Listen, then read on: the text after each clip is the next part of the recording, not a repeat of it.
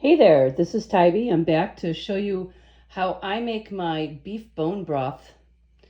Right now what I have here, I bought a standing rib roast at Christmas time, and I ended up slicing the standing rib roast into 4 steaks, and I took the bones that were beneath it and froze them. So here's the bones from the standing rib roast. I have 3 cloves of garlic. I've got about 3 ribs of celery, 1 whole onion, and 3 carrots.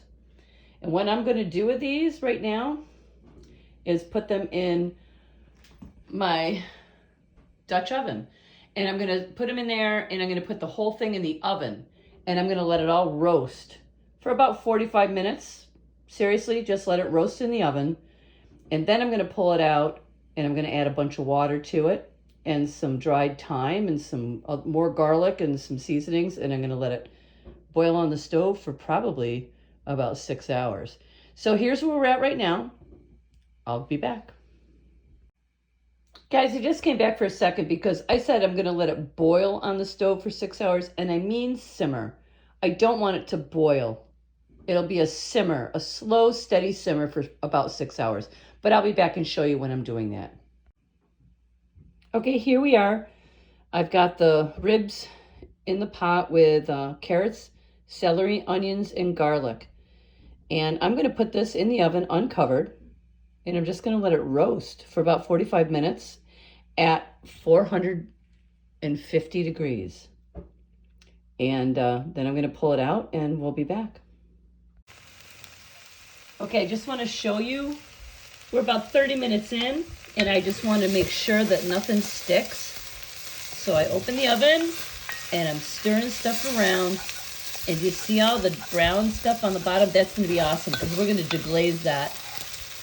We're going to pull all those flavorful bits up off the bottom of the pan in about another 15 or 20 minutes. So here we are, half hour in. Beautiful, right? Okay, so I just didn't want stuff sticking and burning. And okay, so we're going to close her back up. And we'll be back in 15 minutes.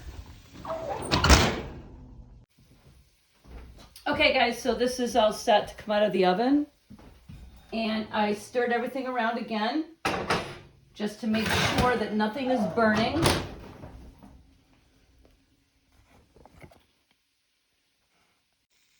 So this is what it looks like after it came out of the oven. Nothing's burned, but you can see all the bits at the bottom.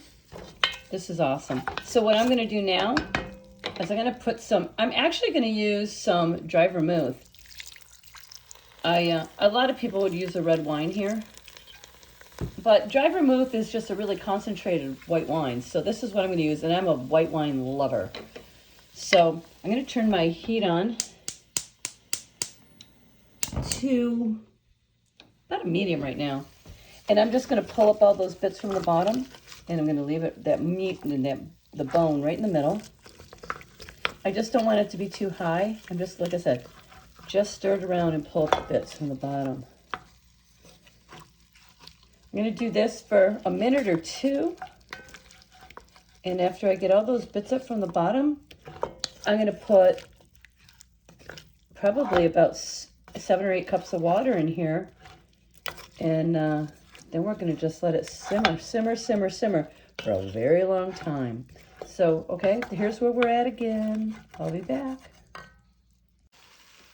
Okay, so I actually measured out 7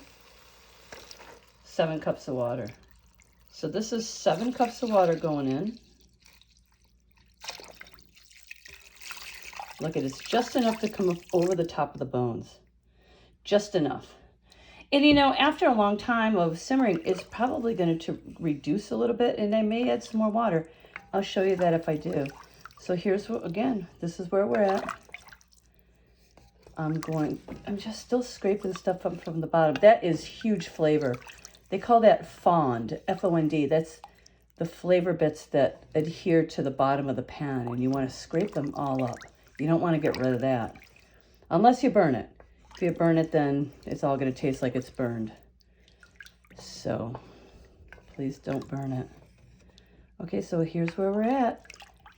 And again, I'm going to leave the cover off this for now. And I'm going to let this go for an hour or two uncovered. And again, I'll show you where we're at after that.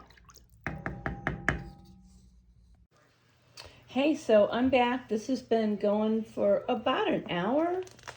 And right now, I'm going to put a little bit of apple cider vinegar in. That's supposed to pull out some of the stuff from the bones to make it just better. So try that. And I'm gonna let this go for a while longer. I'll be back. Okay, so this is done. This was on a low simmer for probably about 6 or 7 hours altogether. So you can see the bones are completely clean. So all I'm gonna do now is strain this through a little wire basket and get everything out. And I'm gonna put the broth aside and that's all set, and I'm going to be making a soup later. But this is done. So that's it. Thanks for watching.